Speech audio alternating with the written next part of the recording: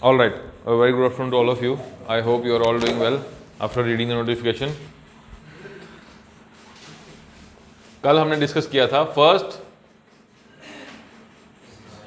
Israel अरब war. Okay, first Israel अरब war. हमने Israel का formation भी देखा कैसे हो गया. ठीक है, यूएन ने डिमार्केट की बाउंड्री और उसने बोला 2 नेशन स्टेट्स बनेंगी, एक होगा पैलेस्टाइन और एक होगा इजराइल. ठीक है, इजराइल तो बन गया यूएस की सपोर्ट से, बट वो नहीं बन पाया, उनकी कुछ समझ नहीं आई. देन एक कंट्री थी इजिप्ट. इजिप्ट का रेड सी में एक छोटा सा कैनाल है, इसको हम क्या बोलते हैं. और इजिप्ट पहले किसकी कॉलोनी हुआ करता था? ब्रिटिशर्स की. तो ब्रिटिशर्स ने क्या किया था, अपने ट्रेड को, अगर आप ध्यान से देखो इस मैप को, तो ये देखो यहाँ पे ये अटलांटिक ओशन है, यहाँ से ये लोग कहाँ घुसते हैं? मेडिटेरेनियन में, और स्विस कैनाल से होते हो सीधा इंडियन ओशन में. यहाँ से घूम के नहीं आना पड़ता इनको, तो इनका कॉस्ट बचता था. इन्होंने क्या किया था, ब्रिटेन और फ्रांस ने मिलकर स्विस कैनाल को मैनेज करने के लिए, स्विस कैनाल को मैनेज करने के लिए एक प्राइवेट कंपनी एस्टेब्लिश की थी. वो इसको मैनेज करती थी, शिप से पैसा लेकर, फीस लेकर उनको वहाँ से गुजरने का रास्ता देती थी और टाइम भी बताती थी कि तुझे इतने बजे आना है, तुझे इतने बजे आना है. समझ आया? ब्रिटेन और फ्रांस ने एक प्राइवेट कंपनी एस्टेब्लिश की थी इसको मैनेज करने के लिए. Then when Egypt got independence from Britain, तो इनके जो प्रेसिडेंट थे अब्दुल नासिर, इसने बोला कि ये जो स्विस कैनाल है इसके लिए तुमने ये जो प्राइवेट कंपनी बना रखी है, मैं नहीं मानता इसको. स्विस कैनाल पूरी की पूरी मेरी उसमें है, इसके लिए मैं क्या करूंगा, स्विस कैनाल को मैं क्या करने जा रहा हूं, नेशनलाइज. नेशनलाइज मतलब इसको एक पीएसयू बनाने जा रहा हूं, ये मेरे कंट्रोल में रहेगी, सरकार इस पर सारा का सारा कंट्रोल करेगी, कोई प्राइवेट कंपनी नहीं करेगी. ठीक है. और अगर तुम्हें अपने ब्रिटेन और फ्रांस को, अगर तुम्हें अपने शिप यहाँ से क्रॉस करवाने हैं तो भाई साहब आपको ज़्यादा फीस देनी पड़ेगी.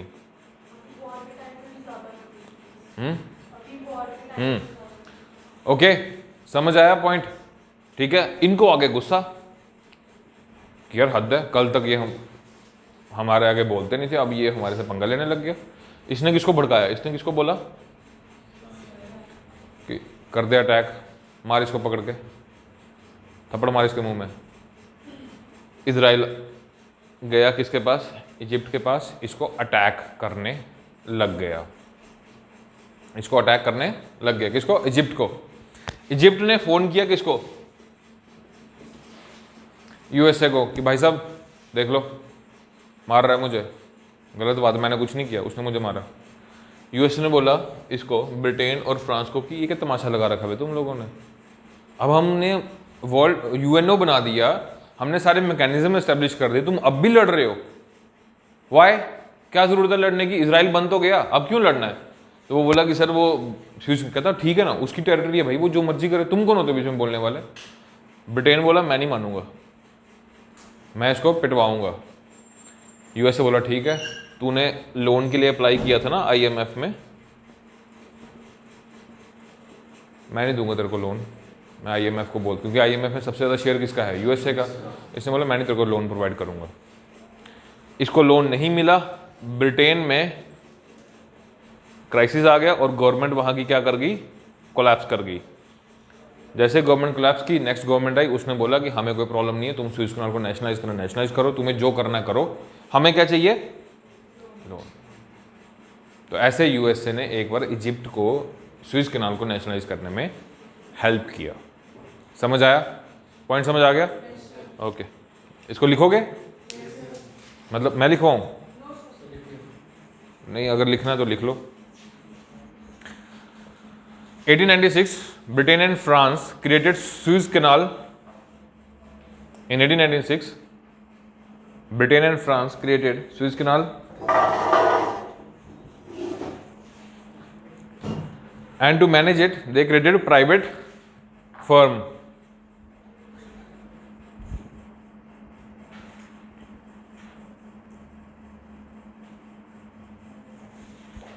and to manage it they created a private firm. Okay, next, Nasir opposed the private firm. Nasser opposed the private firm, और नासिर उनका प्रेसिडेंट है, ठीक है। Nasser opposed the private firm because he wanted to create dams on Nile and Aswan river, because he wanted to create dams on Nile and Aswan river in 1956. But he had no money and asked British for help.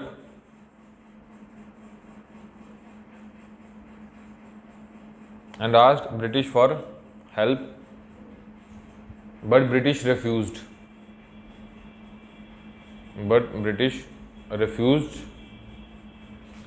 Because of his opposition to private firm जो manage कर रही थी Suez canal को। Okay, Nasir कहता था कि मैं नहीं मानता, opposition to private firm. Then he asked for help from USA, but USA also refused because of Cold War going on.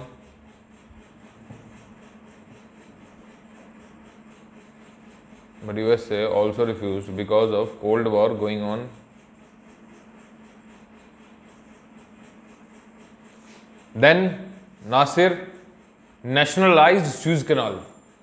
Underline the word nationalized Suez Canal.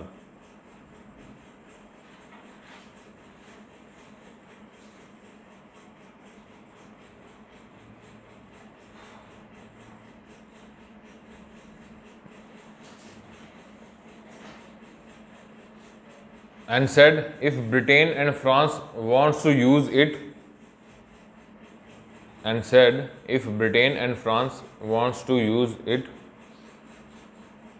they have to pay more fees.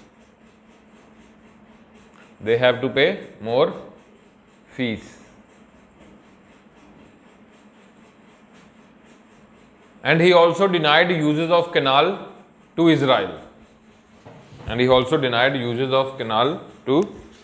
Israel.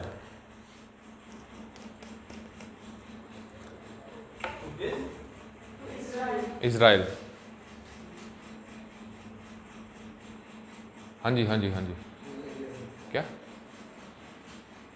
क्या हुआ? ठंड लग रही है तो बंद कर दो। सोचना कि मेरे से क्या पूछो, बंद करो यार, तुम्हें ठंड लग रही है।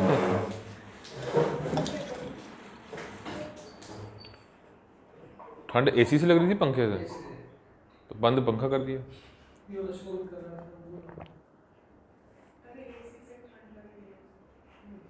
इसको टेम्परेचर बढ़ा दो ना इसका। अरे तो आगे आ जा, ठंड लग रही है तो।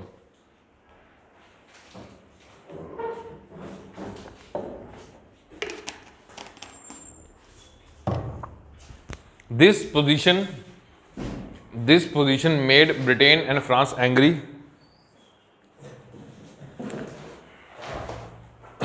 After which they provoked Israel for attack.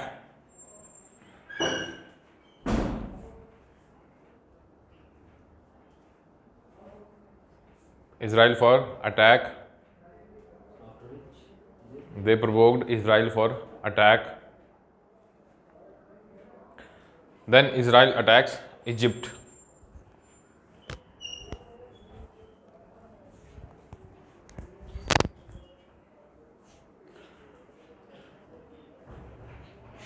This attack made US angry.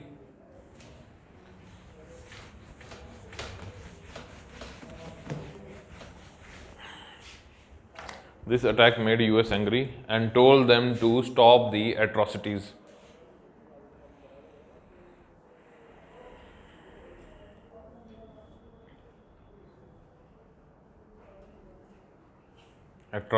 To stop atrocities. And then US asked Israel that who told you to attack?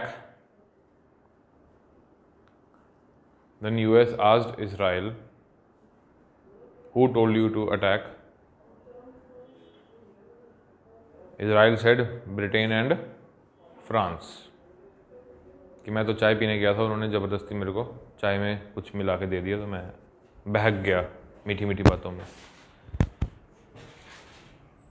And then US said to Britain कि please call back your ships from Suez canal immediately,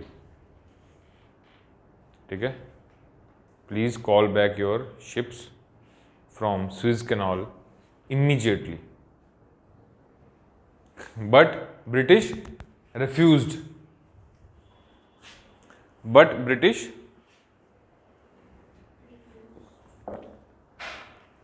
refused. Then US said कि you have applied for the loan in the IMF ना, देखता हूँ मैं कैसे मिलता तेरे को loan. And then British government collapsed. After that this dispute was settled down by with the help of US. Okay, जो मैंने बोला वही आपके लिख लो, कंटेक्स्ट आप समझ गए अब, ठीक है। And then this Suez canal crisis, next point, then this Suez canal crisis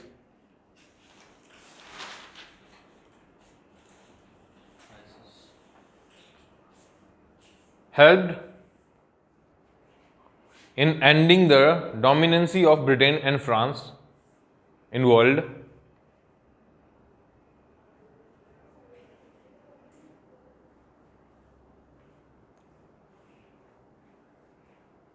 and US emerged as new superpower.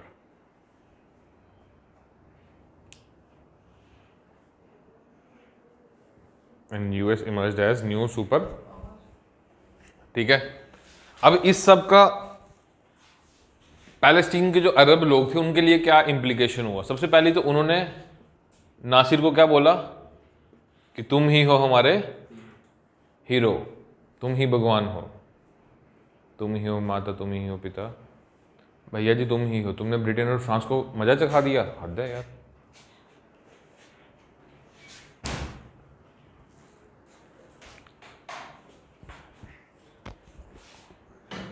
Okay, then what they did, इन्होंने बोला कि नासिर ने फिर इनको क्या बोला, नासिर ने अरब पैलेस्टीन्स को ये बोला कि भाई मेरी बात सुनो ध्यान से, तुम्हें क्या करना है, तुम्हारे लोग हर जगह जगह घुसे पड़े हैं, कोई कहीं बैठा कोई कहीं बैठा, तो तुम लोग क्या करो, सब मिलके अपनी एक क्या बनाओ, ऑर्गेनाइजेशन बनाओ, ताकि वो कुछ डिमांड्स रखे किसी के आगे, यूएस को समझाएंगे, यूएस बहुत अच्छा आदमी है, उसने मेरी भी हेल्प की, तुम्हारी भी हेल्प करेगा। तो then they created Palestine Liberation Organisation, PLO, समझ आया?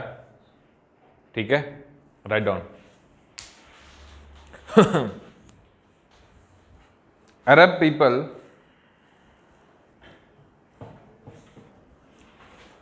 people thought that they should have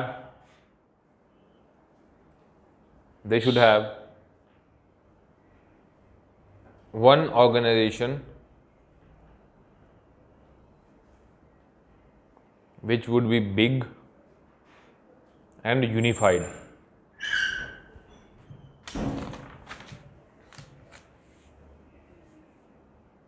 Okay, so in 1964 PLO was created, Palestinian Liberation Organization, 1964।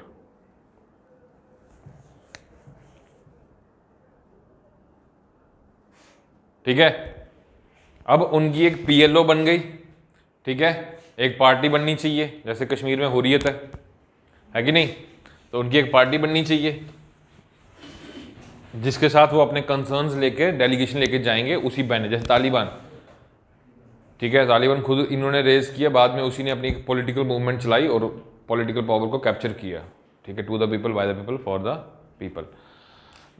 ऐसा कुछ नहीं है क्योंकि वो लोग एमिरेट में बिलीव करते हैं, इस्लामिक एमिरेट ऑफ अफगानिस्तान, वहाँ पे किंग होगा, ठीक है, कोई डेमोक्रेटिक वो नहीं होगा, वो प्रिंसिपल नहीं होगा, वो उनका मर्जी होगा, जिसको बैठाएंगे। Then 1967, this is the important point, इसमें क्या हुआ, अब इजिप्ट है, इजिप्ट क्या कर रहा था, अपनी मिलिट्री एक्सरसाइजेस कंडक्ट कर रहा था,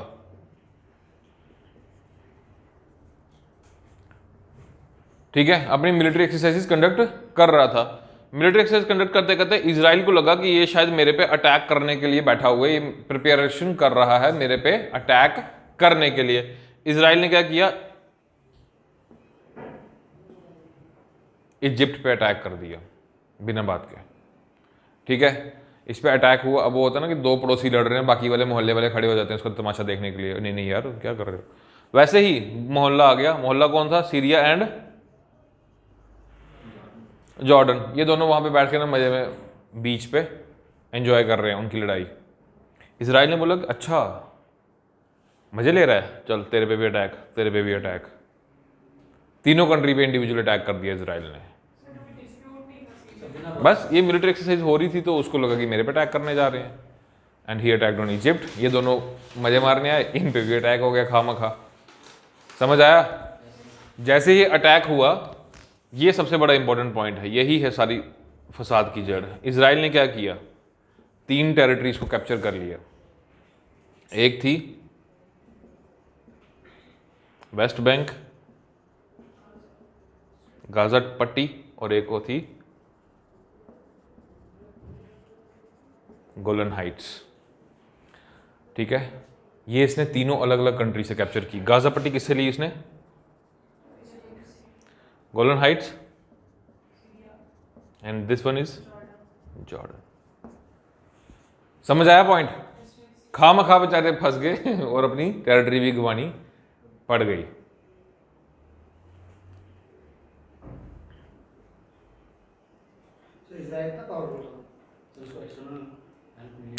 एक तो वहाँ पे मिलिट्री में सर्व करना मैंडेटरी था, दूसरा पीछे पापा बैठा था यूएसए।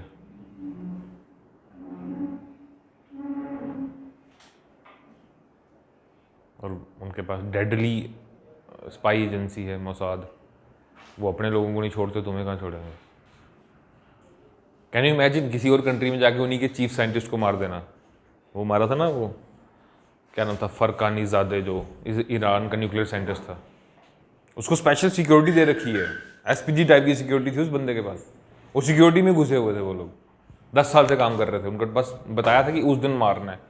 मतलब आज 2022 है, 2032 का टारगेट मैं तुम्हें दूँ कि जाओ पाकिस्तान में, वहाँ 32 में तुम्हें ये काम करना है। तुम भी पागल हो गए 10 साल। But they waited for that moment and executed. बड़े सही तरीके से मूवमेंट हो रही है, गाड़ी रोकी गई, गोलियों से भून दिया गया। इमेजिन कितने लॉन्ग टर्म प्लान्स होते हैं इनके। ओके, गोलन हाइट्स जो थे ये बेसिकली एक स्ट्रेटेजिक पॉइंट ऑफ व्यू से, एक मान लो ऐसे करके एक पहाड़ है, यहाँ पे सीरिया है, ये जॉर्डन है, ये इजराइल है और ये इजिप्ट है। तो ये अगर इनको कैप्चर कर लोगे, इसके टॉप पे रहोगे, तो आप सारी कंट्रीज के ऊपर अपनी नजर रख सकते थे। गोलन हाइट्स इसलिए स्ट्रेटेजिक थी। वेस्ट बैंक और गाजा पट्टी ये आगे आने वाले टाइम में ये ऑक्युपाइड टेरिटरीज बन गई ऑफ पैलेस्टीन, जिसमें कि अरब पैलेस्टीन लोग रहते हैं, जिसमें से एक में रूल अभी किसका है, फतेह का, और एक में हमास का। बता रहे हैं आएगा, टेंशन मत लो, इस पे फोकस करोगे। समझ आ गया। इस 1967 की वॉर के बाद खामखा लड़ाई हुई और इसी लड़ाई में इन्होंने इन 3 टेरिटरीज को कैप्चर कर लिया। अलग अलग कंट्री से सारी की सारी टेरिटरीज कैप्चर कर ली। क्लियर।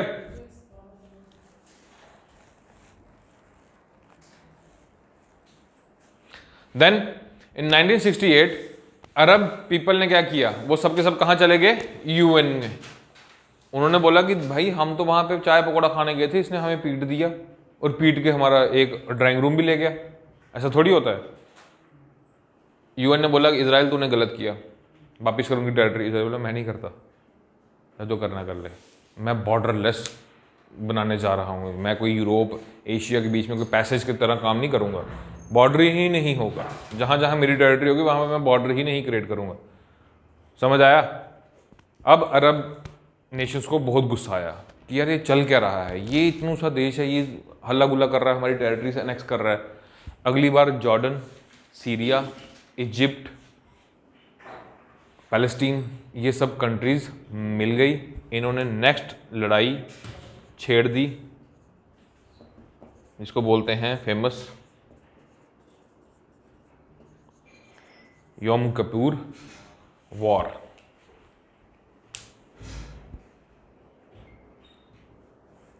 गलत लिख दिया मैंने, 73 है। अक्टूबर 1973।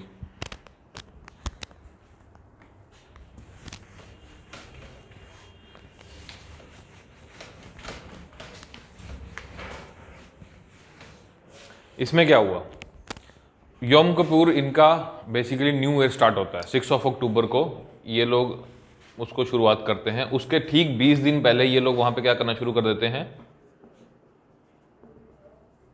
फास्टिंग, हाँ जूस, ठीक है। और 6 अक्टूबर को इनका योम किपुर डे होता है।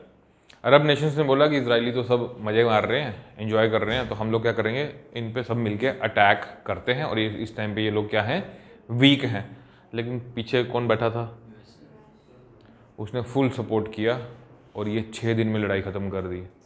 उसको इजराइल ने बोला कि तुम लोग ऐसे नहीं सुधरोगे, अब मैं तुम्हें छोड़ूंगा नहीं, ठीक है। लिखो, October is very important for Israel as they celebrates Yom Kippur festival,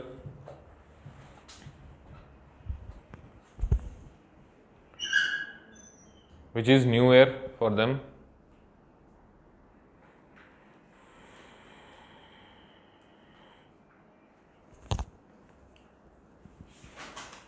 ठीक है, 20 दिन पहले वो फास्ट करना शुरू कर देते हैं। Iraq plus Syria plus Lebanon plus Jordan plus Egypt, Iraq, Syria, Lebanon, Jordan, Egypt plus PLO, plus PLO, Palestinian liberation organisation, इन सब ने ये अटैक किया यम किपुर वॉर में। इन सब कंट्रीज ने मिलके अटैक किया कि अब हम एक साथ जाएंगे। Attacked collectively on Israel on 6 अक्टूबर,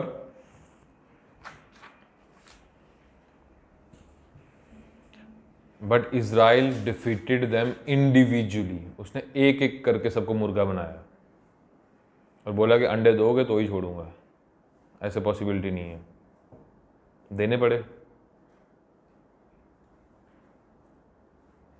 ठीक है। But Israel defeated them individually. तब अरब कंट्रीज को ना एक टेंशन पड़ गई कि ये चल क्या रहा है, हम इतने ज़्यादा ये पिद्दू से। तब उनको पता चला कि यार USA इनकी बहुत हेल्प कर रहा है पीछे से, वही इनको मिलिट्री भी दे रहा है, वही इनको वेपन भी दे रहा है, वही इनको इंटेलिजेंस भी प्रोवाइड कर रहा है और वही इनको पैसा भी प्रोवाइड कर रहा है। समझ आया? इस वॉर को करवाने के पीछे सबसे बड़ा हाथ किसका था? फतेह का। ध्यान से सुनना, हुआ क्या था कि इस लड़ाई के 1967 की लड़ाई के बाद जब इन्होंने वो तीनों टेरिटरीज को कैप्चर कर लिया था इजराइल ने, उसके बाद 1969 में जो PLO था इनका, PLO में से एक रेडिकल ऑर्गेनाइजेशन बनी, एक रेडिकल ऑर्गेनाइजेशन बनी। जैसे हुर्रियत थी, हुर्रियत में एक JKLF बन गया, जम्मू कश्मीर लिबरेशन फ्रंट, यासीन मलिक का, है ना। वो एक रेडिकल था, वो कहता था हम नहीं मानते, बाहर में जाओ, हम टॉक्स वॉक्स में बिलीव नहीं करते, उड़ाओ। एक रेडिकल था। वैसे ही एक रेडिकल ऑर्गेनाइजेशन बनी, इसका लीडर कौन था?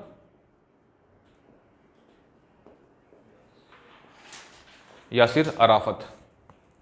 इसी ने बोला था कि हम लोग अब सब क्या करेंगे, कलेक्टिव अटैक करेंगे, सब मिलके करेंगे, इंडिविजुअल लेवल पे कोई नहीं खेलेगा, सब मिलके खेलेंगे और इनको पीटेंगे। लेकिन इसी में ये लोग पिट गए। यम किपुर वॉर में फतेह एक रेडिकल ऑर्गेनाइजेशन थी, ठीक है। And then after Yom Kippur war क्या हुआ, होना क्या था, अब अरब कंट्रीज को गुस्सा आया कि ये US इधर हमारे साथ भी बैठा, उधर हमें पीट भी रहा है, ऐसा थोड़ी चलता है। ये लोग सब क्या थे,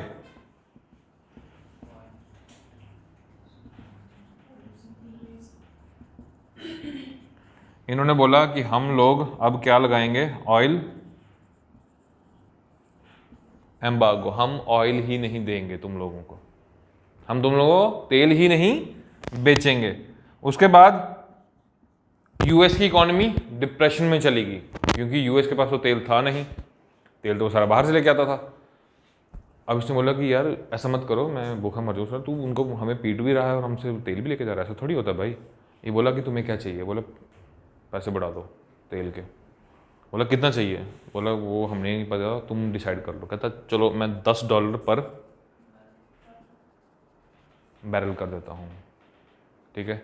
सऊदी अरब बोला कि अरे 10 बैरल और बढ़ा थोड़ा सा, वो बोला चल ठीक है ये ले $15 कर देता हूँ, और बोल। इजिप्ट बोला नहीं नहीं नहीं थोड़ा थोड़ा ज़्यादा, बोला चल यार ये ले तू 20 कर ले, यूएस के पैसे की कमी थोड़ी थी, मतलब 20 कर ले। फिर सीरी आ गए बीच में, अरे यार थोड़ा सा बस थोड़ा सा 25।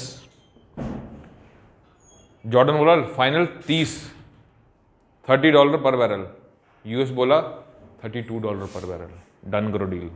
बोला डील डन। उससे पहले ये पता कितने में तेल देते थे, इस क्राइसिस से पहले, ऑयल क्राइसिस से पहले? सर ये वही क्राइसिस है ना जिसमें फिलिप कर हो गया था।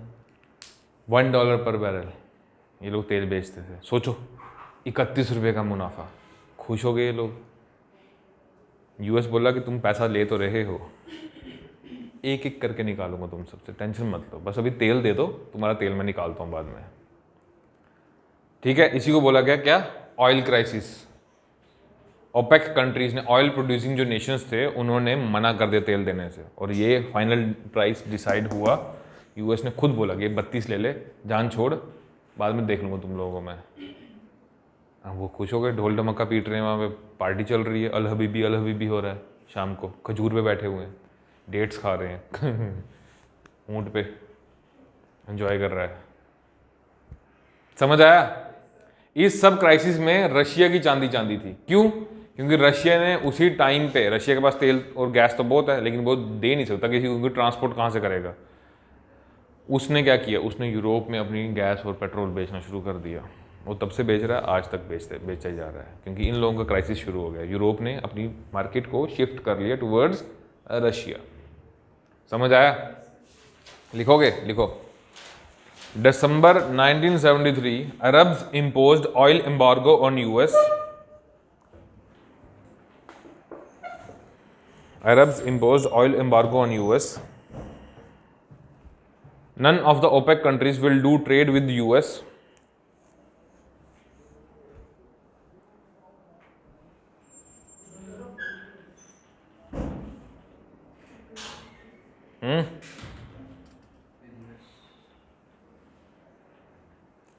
It created oil shock in the market. It created oil shock in the market.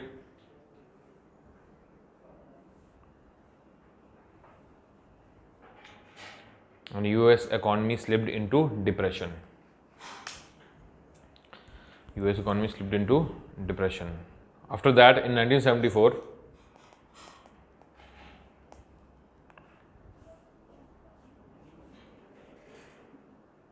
US approached for negotiations. US approached for negotiations and finalized the price for $32 per barrel.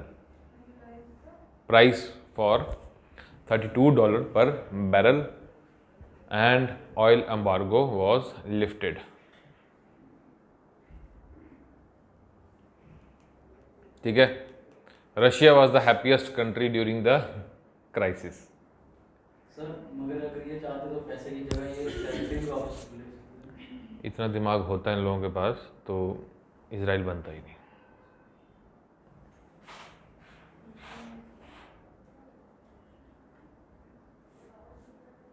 Ottomans के पास इतना दिमाग होता ना तो वो कभी अपनी टेरिटरी लूज करते ही नहीं, वो गधे हैं। उन्होंने वो ऑटोमन्स बने क्यों थे? Just to earn the money from the Asia to Europe trade. अरे तो वो एम्पायर तो बनेगा ही ना जब पैसा होगा। पर वो बने क्यों थे? ऑटोमन्स आए कहाँ से थे? जब बैजेंटाइन एम्पायर बना रोमन से टूट के, उसके बाद पर्टिकुलर ट्राइब्स राइज की, invention advent of Islam, and then एक यूनिफाइंग फोर्स की तरह काम किया उसने इस्लाम ने। जब लोग जुड़ गए तो देन उन्होंने ट्रेड को ही कंट्रोल कर लिया। क्रूसेड वॉर्स जिसको हम बोलते हैं, यहाँ तो एक्सेप्ट करो, यहाँ पे मर जाओ।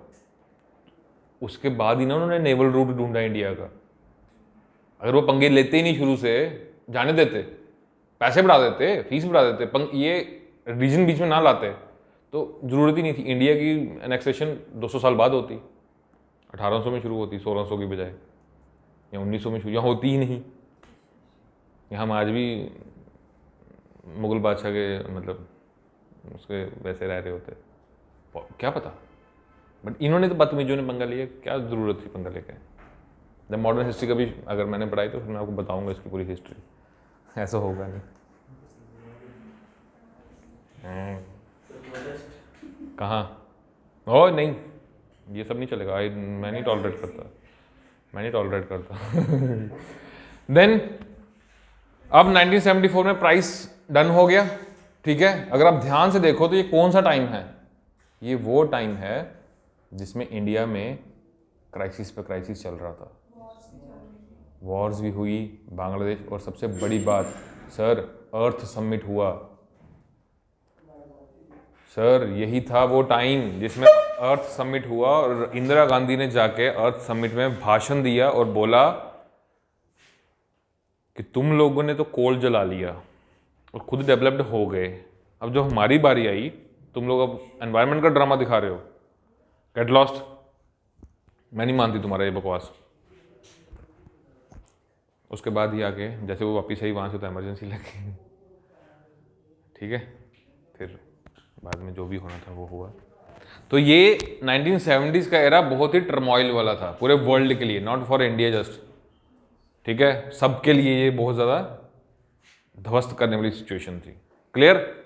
देन इन 1978 यूएस सेड कि भाई साहब आपको इसराइल के साथ प्रॉब्लम है क्या, लड़ क्यों रहे हो? अब बन गई है, यूएन ने रिकॉग्नाइज कर दी है, वो स्टेट बन चुका है, देश बन चुका है, तो आप लोग अब क्या करो इनके साथ, अब पीस एस्टेब्लिश कर लो यार, पंगे मत लो, तुम भी शांति से रहो, उनको भी शांति से रहने दो, सब लोग अपने अपने काम से मतलब रखो, कोई आलतू फालतू की बात अब नहीं करेगा। तो देन 1978 में यूएस ने क्या किया, इन सबको बुलाया यूएस में, ठीक है। इजिप्ट को बुलाया, जॉर्डन को बुलाया, सीरिया को बुलाया, लेबनान को बुलाया, उधर से इजराइल को भी बुलाया। बस एक पार्टी रह गई, वो कौन सी थी?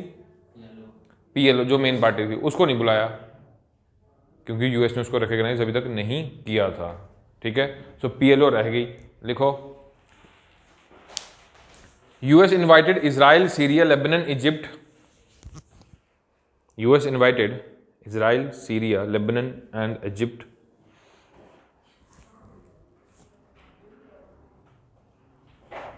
and held meeting at Camp David, Maryland in US. Camp David, and held meeting at Camp David, Maryland in US.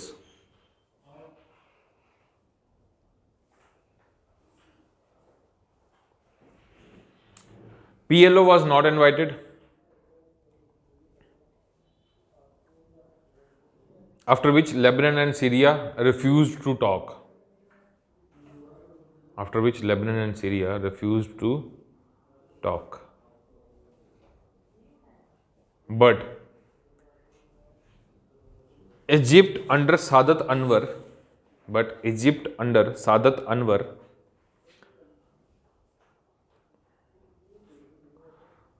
अरे यार तुम्हारा नोट्स मेकिंग बहुत ही वाहियात है, क्या आप ऐसे की तरह लिखे जा रहे हो?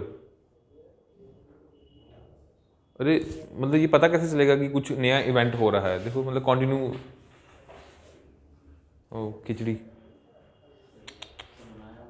कहाँ है? ऐसे मत करो, जहाँ पे मैं डेट मेंशन करता हूँ, कोई ऑर्गेनाइजेशन मेंशन करता हूँ, तो उसका अलग एक सेक्शन बनाओ, 2 पेन यूज करो, ब्लैक और ब्लू, ताकि तुम्हें पता चल जाए, होश आए। PLO was not invited. Lebanon, Syria refused to talk, but Egypt under Sadat Anwar agreed to sign an agreement or treaty with Israel because Egypt was in bad economy at that time. Egypt was in bad economy at that time.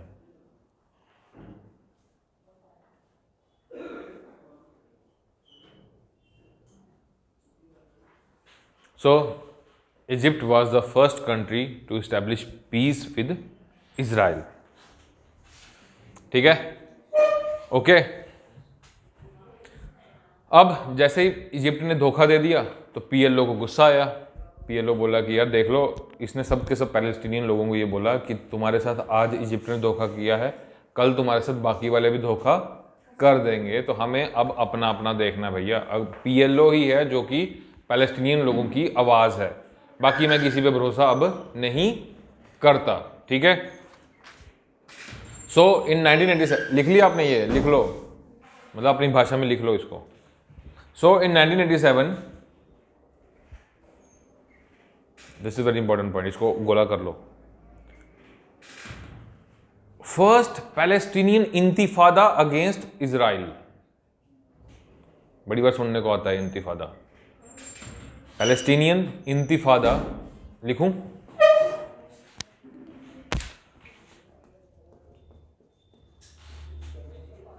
इंतिफादा, what's the meaning of intifada? Movement, very good.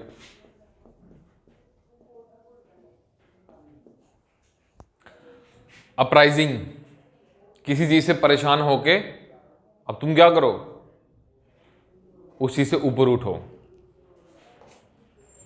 Quit India movement, do और die, what was that? वैसे ही इनके लिए अब ये watershed movement था। इन्होंने बोला कि अब हमें क्या लॉन्च करना पड़ेगा इसराइल के खिलाफ, इंतिफादा, मतलब अपराइजिंग करनी पड़ेगी। बहुत हो गया मजाक, बहुत होगी प्यार भरी बातें, मीठी मीठी बातें व्हाट्सएप पे, अब नहीं करेंगे, अब लड़ाई का ब्रेकअप का मूड है आज, तो ब्रेकअप करने का है। Then Palestinian Arab people revolted against Israel,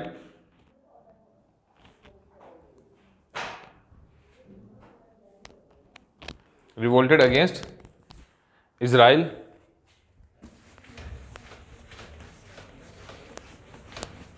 but Israel crushed them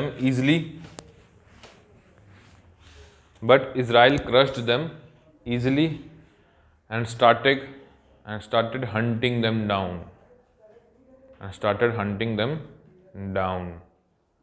After which they went underground. जिन्होंने इंतिफादा लॉन्च किया था वो सब भाग गए, छुप गए। After which they went underground. और इसमें सबके सब यंग ब्लड टाइप के लोग थे, लाइक भगत सिंह, मौत का जुनून सवार है, क्रांति लानी है। ओके, इसी इंतिफादा के लोग जो अंडरग्राउंड हो गए, इन्होंने ही आगे जाके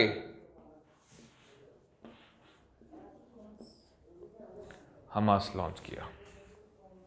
समझ आ गया? तो हमास कब बना? फर्स्ट इंतिफादा के बाद। अब ये इसको क्या बोलते हैं? मिलिटेंट ऑर्गेनाइजेशन कंसिडर करते हैं। ये इसलिए करते हैं क्योंकि इन लोगों ने रिवोल्ट किया था। क्या किया था? रिवोल्ट किया था। गाजा पट्टी, ठीक है, वो कैसे बनती है वो भी बताएंगे। अब टोटल पैलेस्टीन की आवाज उठाने वाले दो ऑर्गेनाइजेशन बन गए, एक पीएलओ और एक हमास। जैसे एक पैलेस्टीन पे भी किसका रूल है? पीएलओ का, और गाजा पट्टी पे किसका रूल है? हमास का। समझ आया हमास कैसे बना? Okay, first uprising, first intifada के बाद। Clear? Then in 1989 cold war ended. Then in 1989 Cold War ended with disintegration of USSR.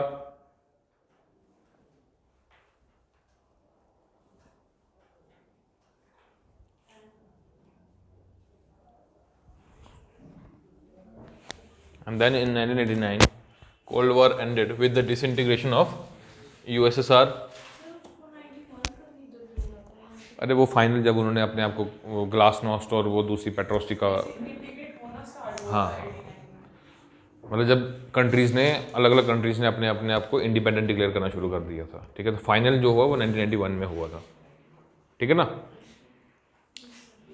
जब उसका डिसइंटीग्रेशन स्टार्ट हो गया, यूएस का प्राइम मोटिव जो था वो अब पूरा हो चुका था। यूएसएसआर का डिसइंटीग्रेशन स्टार्ट होने के साथ ही अब यूएस ने अपना फोकस वापस किधर लेकर आया? इजराइल। फिर से इसने क्या किया?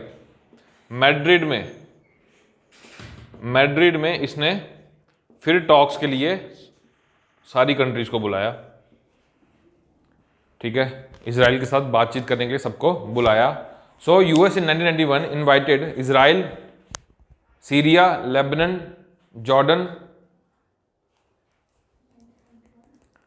invited Israel, Syria, Jordan, Lebanon and Palestinian leaders for talks in Madrid. Madrid कहाँ पे है? पक्का? श्योर? यूएस में तो नहीं है, मुझे लग रहा है यूएस में है।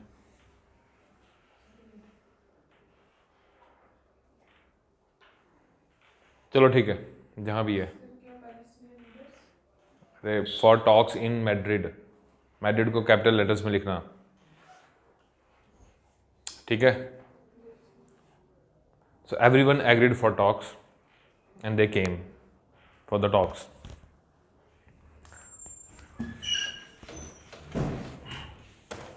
अब इन सब कंट्रीज ने बोला कि हम सब ना अलग अलग बात करेंगे इसराइल के साथ, ठीक है, एक साथ नहीं बैठेंगे, सब अलग अलग। तो पहले कौन गया बात करने के लिए? लेबनान। इसराइल के साथ बात करने के पहले कौन गया? लेबनान। लेबनान एक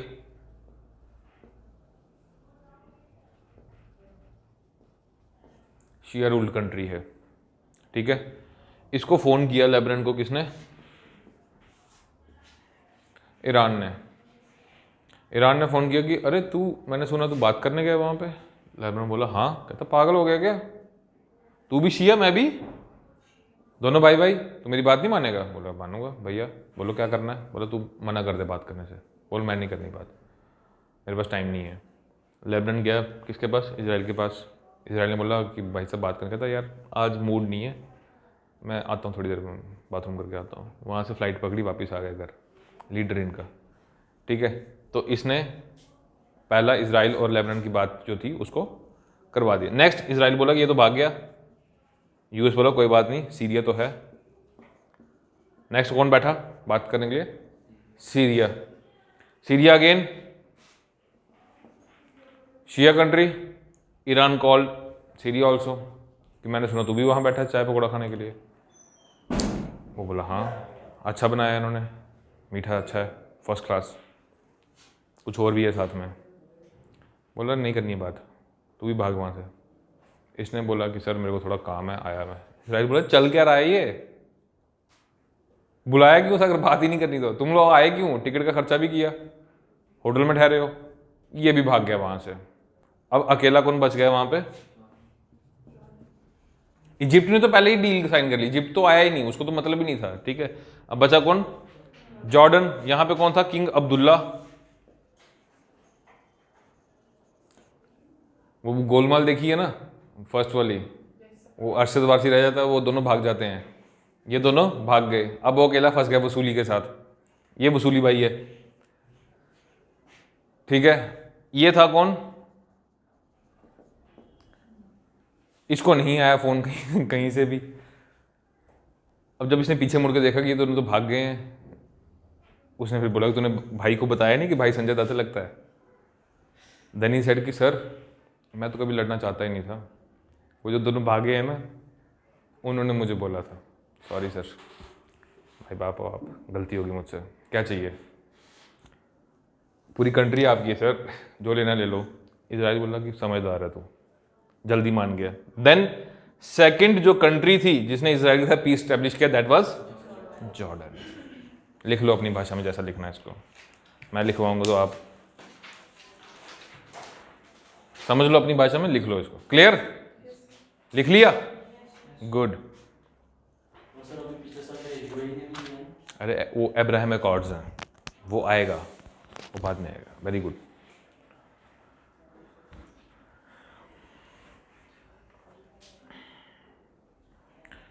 अब बचा कौन? क्या क्या क्या शिया वो सुनिए?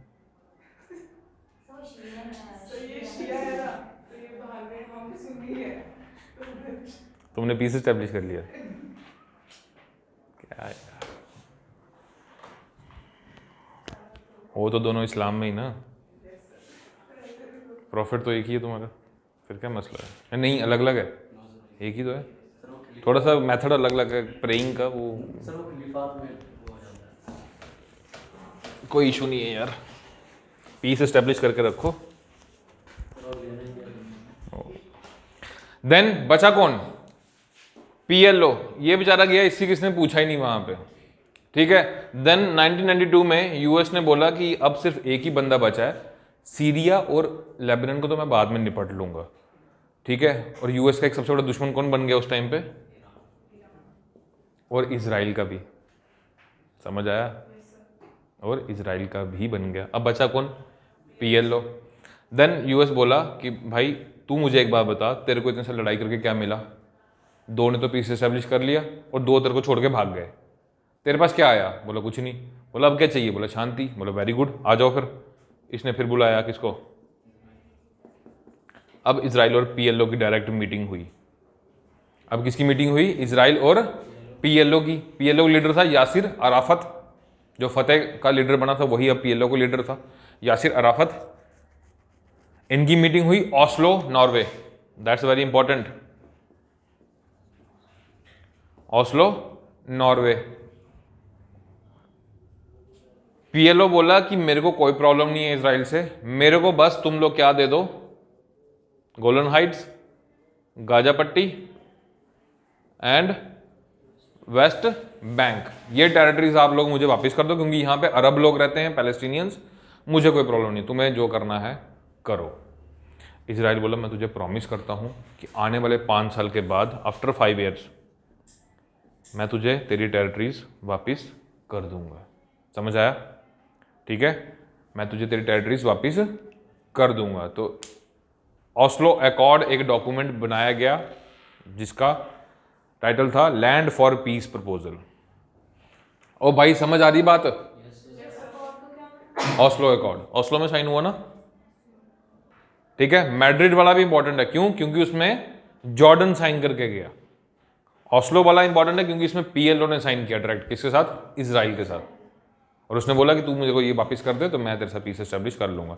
देन इजराइल 5 साल के बाद 1997 में इसको कायदे से दे देना चाहिए था टेरिटरी, पर ये बदतमीज है। यहाँ पे क्या हुआ? गवर्नमेंट चेंज होगी, गवर्नमेंट चेंज हुई, उनका प्राइम मिनिस्टर आके बोला कि मैंने थोड़ी ना साइन किए थे, वो जिसने किए थे वो तो है ही नहीं, तो मैं नहीं मानता ऑस्लो अकॉर्ड को, भाड़ में क्या हो, मैं नहीं दे रहा तुम्हें टेरिटरी वापस।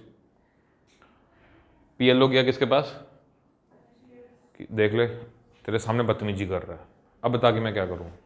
यूएस ने फ़ोन किया इसको कि अबे क्या चल रहा है, अच्छा बोला चाय पकौड़ा खिलाया था, सब बात हो गई थी, फिर पंगे ले रहा है। वो बोला कि तू कौन है भाई, जब मैंने साइन ही नहीं किया तो मैं क्यों मानूं तेरी बात? यूएस बोला अच्छा पापा को सिखा रही है।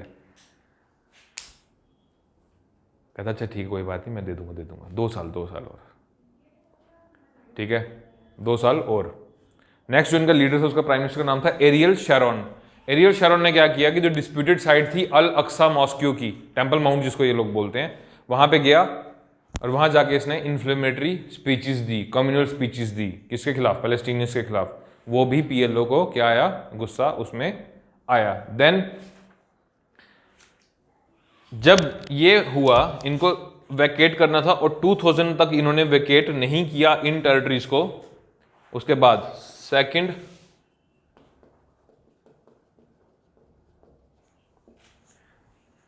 इंतिफादा लॉन्च कर दिया कि ये लोग किसी की सुनते ही नहीं है, तो क्या करा जाए इनके साथ। सेकंड इंतिफादा इन 2000।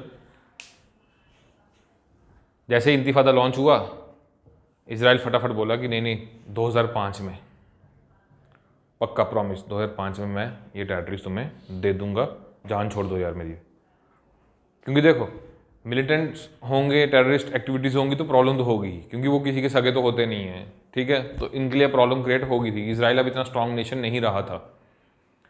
और then finally in 2005 Israel vacated the territories. उसके बाद वहाँ पे क्या अनाउंस किए गए? इलेक्शंस। और इलेक्शंस हुए 2006 में और लोगों को लगा था कि पीएलओ जीतेगी, लेकिन जीता कौन? हमास, ठीक है। Israel vacated territory and elections announced in West Bank and Gaza in 2006. And elections announced in West Bank and Gaza in 2006. And Hamas said we will also contest elections.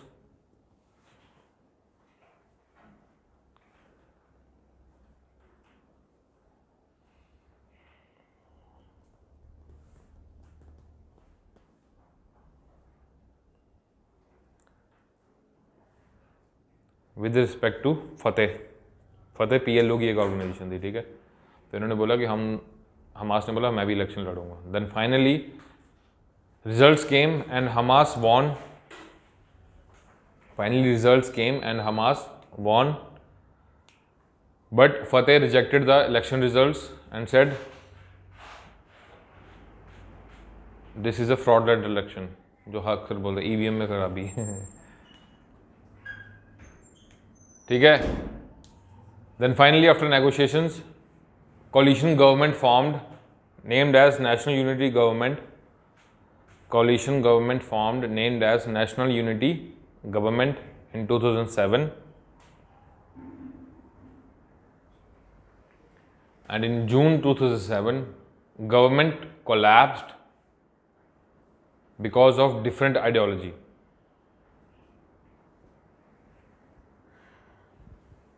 Because of different ideology. And since 2007,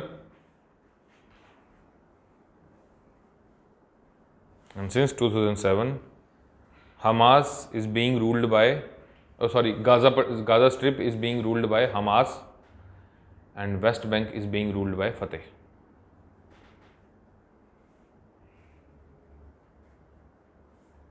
Okay, and no elections held since then.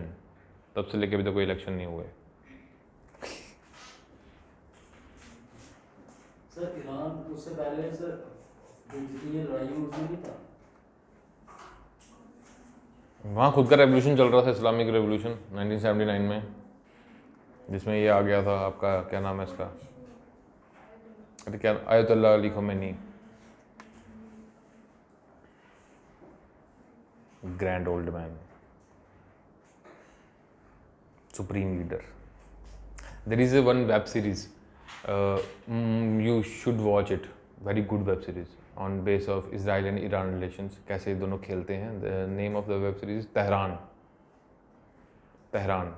it's a Apple TV production I guess, yes Apple TV, मिल जाएगी तुम्हें, वो देखना कैसे ये लोग इनके मतलब networks चलते हैं। मोसाद का पूरा रोल दिखाया है, और उनका वो कौन सी है, इस्लाम रेवोल्यूशनरी गार्ड कॉरपोरेशन जो उनकी है, IRGC, ईरानियन रेवोल्यूशनरी गार्ड जो उनकी एजेंसी है, कैसे दोनों खेलते हैं एक दूसरे के साथ। बट क्या वेब सीरीज है, बहुत सही बनाई है वो, Tehran. Okay, so as far as India is concern, अब इसमें हमने पूरा देख लिया। इंडिया ने क्या किया था कि 1948 में इजराइल बना था, 1947 में इंडिया बना था। इंडिया ने इजराइल स्टेट को रिकग्नाइज कर लिया था 1950 में, बट डिप्लोमेटिक रिलेशंस उनके साथ हमने एस्टेब्लिश नहीं किए थे। फाइनली डिप्लोमेटिक रिलेशंस, पहला प्राइम मिनिस्टर कौन था जो उनके प्राइम मिनिस्टर से मिला था, दैट वाज राजीव गांधी, मिले थे, गया नहीं था, ठीक है। पहला प्रेसिडेंट कौन था इंडिया का जो वहां गया था, प्रणब मुखर्जी। पहली finance minister, external affairs minister Sushma Swaraj, and first defence minister was Yashwant Sinha, ठीक है, who went to Israel in the Atal Bihari Vajpayee government. Okay, और पहला इजराइल का प्रेसिडेंट कब आया था इंडिया में, अटल बिहारी वाजपेयी की गवर्नमेंट में।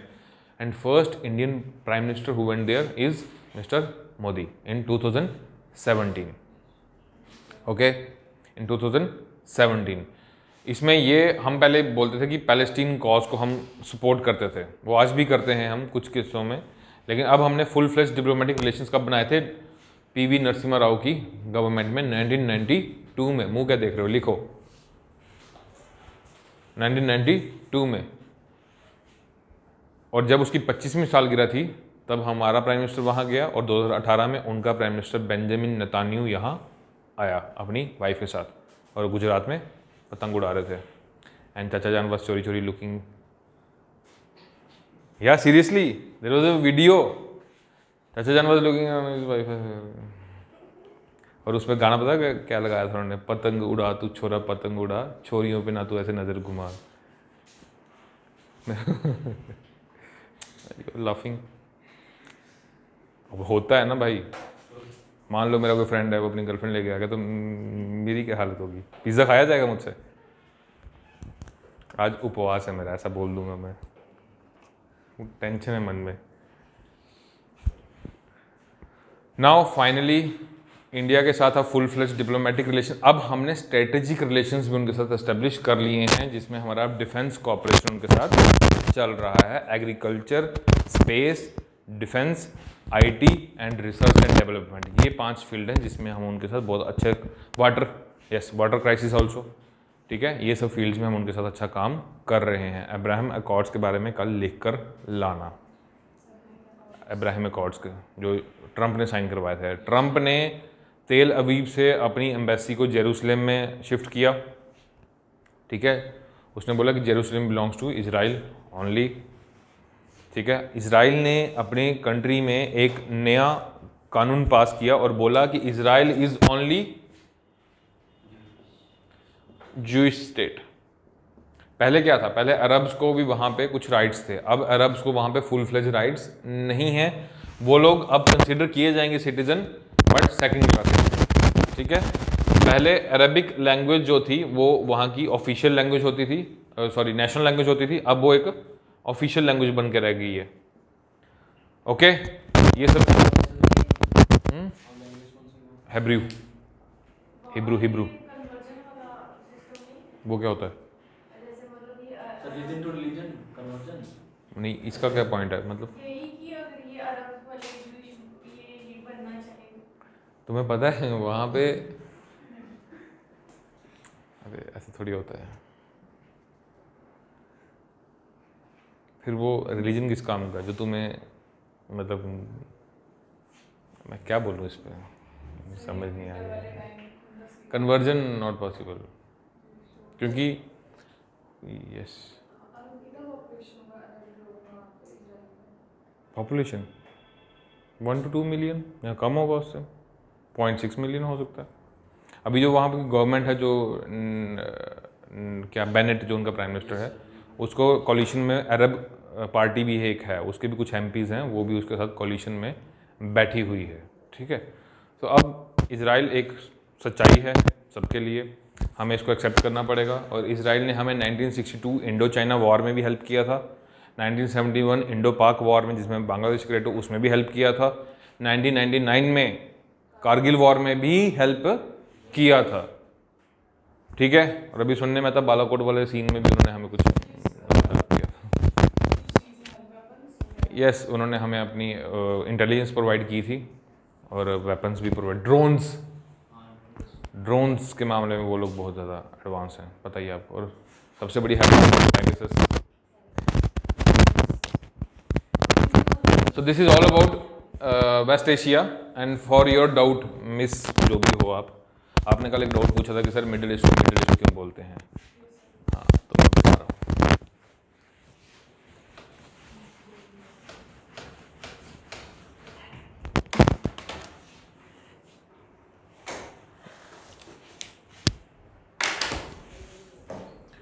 This is what,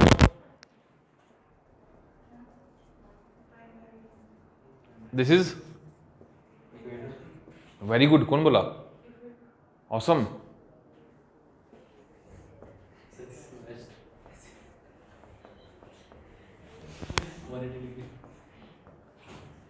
international date line जिसको हम बोलते हैं, okay. So for this west, जो कि एक्सट्रीम वेस्ट है, जिसको नॉर्थ अमेरिका साउथ अमेरिका बोलते हैं, अगर आप ध्यान से देखो तो प्राइम मेरिडियन ये रहा, और यहाँ से बीच में कितना स्पेस है, और यहाँ पे जाके वेस्ट है, अगर आप ध्यान से देख रहे हो इस चीज़ को तो, ठीक है।